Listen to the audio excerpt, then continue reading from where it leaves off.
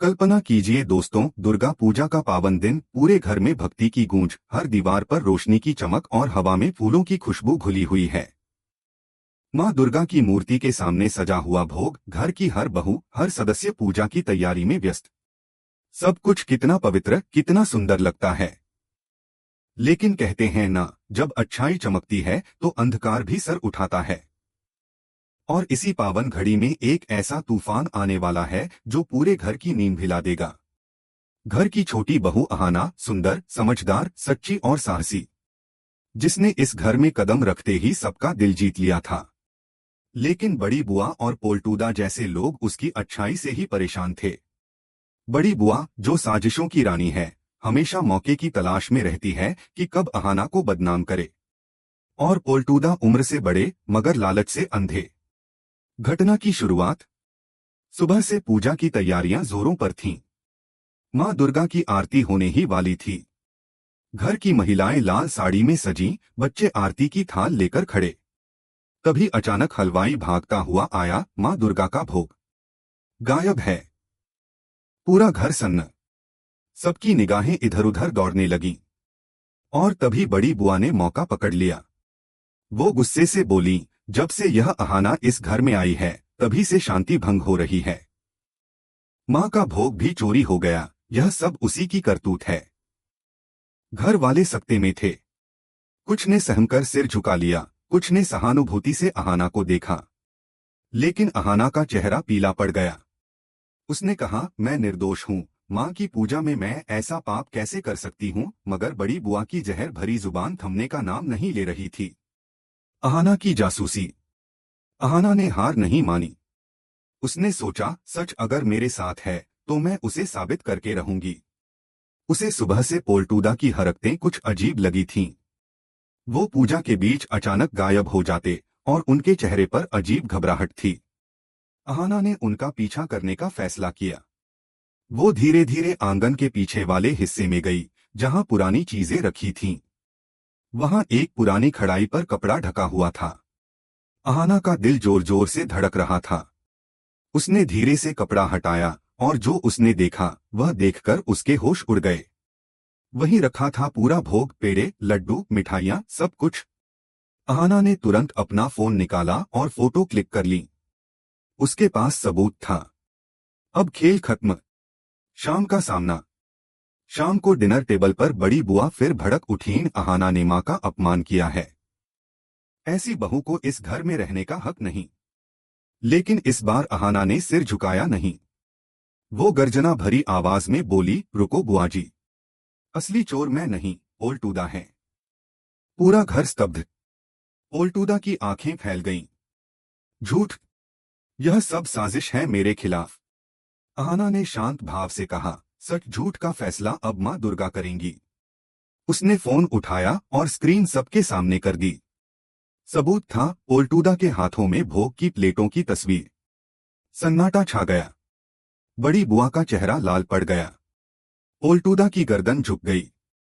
इसी पल वहां पहुंची दुर्गा देवी, घर की शेरनी, न्याय की देवी समान। उन्होंने गुस्से से कहा, पोल्टू, तूने मां के प्रसाद को छुआ। यह सिर्फ चोरी नहीं, अधर्म है। सूर्योदय तक तुझे यह घर छोड़ना होगा। पूरा घर कांप उठा।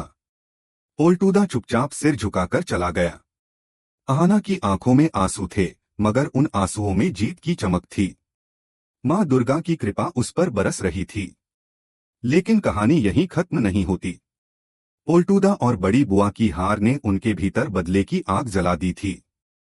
बड़ी बुआ बड़बड़ाई, इस अहाना ने हमें सबके सामने अपमानित किया। अब विसर्जन के दिन इसका नाम मिटा दूंगी। उन्होंने एक खतरनाक चाल चली।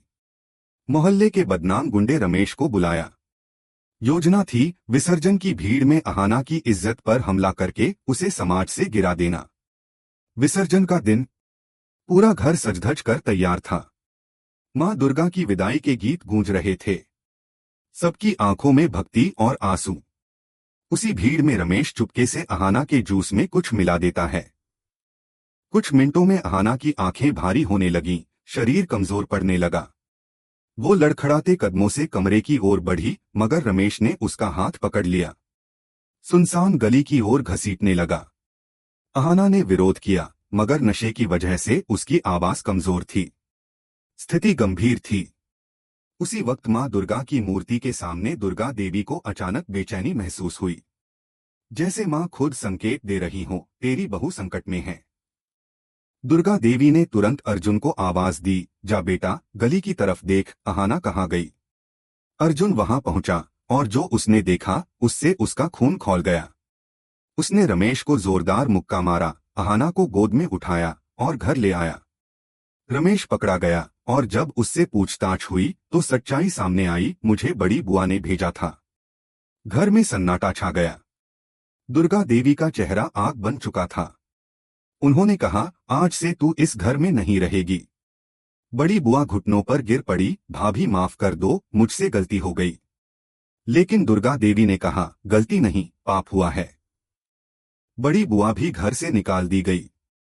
अहाना सुरक्षित थी। अर्जुन की आंखों में फिर वही प्रेम लौट आया, और मां दुर्गा की आरती की धुन में पूरा घर गूंज उठा।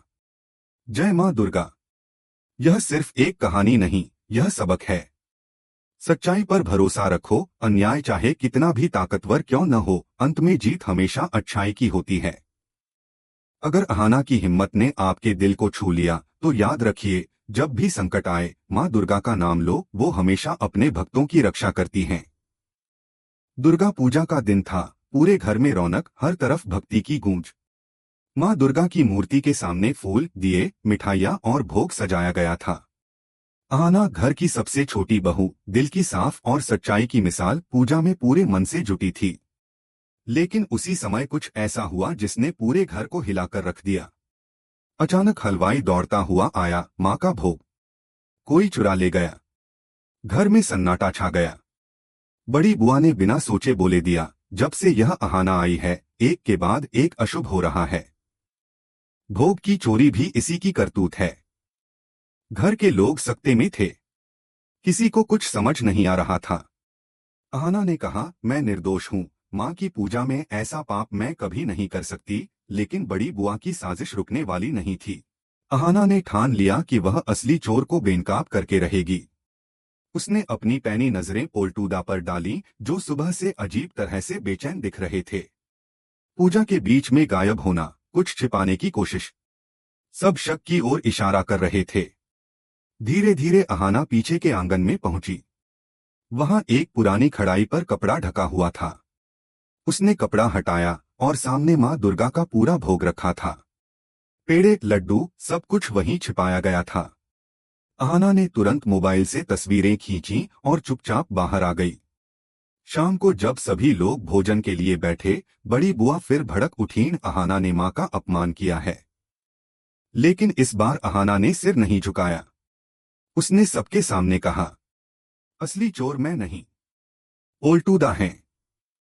सब चौंक गए। पोल्टूदा बोले, झूठ, बदनाम करने की चाल है। अहाना ने शांत स्वर में कहा, सच झूठ का फैसला अब मां दुर्गा करेंगी। उसने फोन स्क्रीन सबके सामने किया। फोटो देखकर सबके होश उड़ गए। तभी घर की मुखिया दुर्गा देवी आ पहुंची। उनकी आंखों में क्रोध की ज्वाला थी। पोल्टू, तूने मां के भोग को छुआ। सूरज उगने से पहले यह घर छोड़ दे। पोल्टूदा चुपचाप सिर झुकाकर चला गया। मां की मूर्ति के सामने अहाना ने नमन किया, जय मां दुर्गा। पूरे घर में सन्नाटा और फिर भक्ति का स्वर गूंज उठा। अच्छाई की जीत हो चुकी थी। भाग 2, बड़ी बुआ की साजिश और मां दुर्गा का चमत्कार। लेकिन कहानी यहीं खत्म नहीं होती। बड़ी बुआ और पोल्टूदा के मन में जलन की आग भड़क रही थी। बड़ी बुआ ने बड़बड़ाते हुए कहा, इस अहाना ने हमें सबके सामने नीचा दिखाया है। अब विसर्जन के दिन इसे समाज में कलंकित कर दूंगी। उनकी चाल थी बेहद घिनौनी। उन्होंने मोहल्ले के बदनाम गुंडे रमेश को बुलाया और कहा, विसर्जन की भीड़ में इस अहाना की इज्जत मिटा दे, ताकि इसका सिर कभी उठ ना सके। विसर्जन का दिन आया। घर में भीड़, आरती, गीत और मां की विदाई की तैयारी। उसी भीड़ में रमेश चुपके से अहाना के जूस में नशे की गोली मिला देता है। कुछ मिनटों में अहाना की आंखें भारी होने लगीं। वह लड़खड़ाते कदमों से कमरे की ओर बढ़ती है, मगर रमेश उसका रास्ता रोकता है। वह उसे सुनसान गली की ओर घसीटता है। अहाना की आवाज कमजोर थी, पर दिल में माँ दुर्गा का नाम था, माँ मेरी रक्षा करना। और तभी माँ ने संकेत दिया। घर में पूजा के बीच दुर्गा देवी को अचानक बेचैनी महसूस हुई। उन्होंने अर्जुन को, अहाना के पति, को कहा, जा बेटा, अहाना को देखा, मेरा मन अशांत है। अर्जुन गली में पहुंचा और जो देखा उससे उसका खून खौल गया। उसने रमेश पर टूट पड़ते हुए कहा, अगर तूने दोबारा मेरी पत्नी की तरफ देखा भी तो जान से जाएगा। रमेश को पुलिस के हवाले किया गया। पूछताछ में सच्चाई सामने आई, मुझे बड़ी बुआ ने भेजा था। घर में सन्नाटा छा गया। दुर्गा देवी ने बड़ी बुआ को सामने बुलाकर कहा, तूने माँ की पूजा को कलंकित किया है। अब तेरे लिए इस घर में जगह नहीं। बड़ी बुआ घुटनों पर गिर पड़ी, भाभी माफ कर दो, गलती हो गई। दुर्गा देवी बोली, माँ दुर्गा हर भक्त को माफ करती हैं, पर अधर्म को नहीं। और उन्होंने बड़ी बुआ को भी घर से निकाल दिया। अहाना को अर्जुन ने सहारा दिया। घर में फिर से शांति और प्रेम का माहौल लौट आया। माँ दुर्गा की आरती की धुन के साथ पूरा घर गूंज उठा। जय माँ दुर्गा।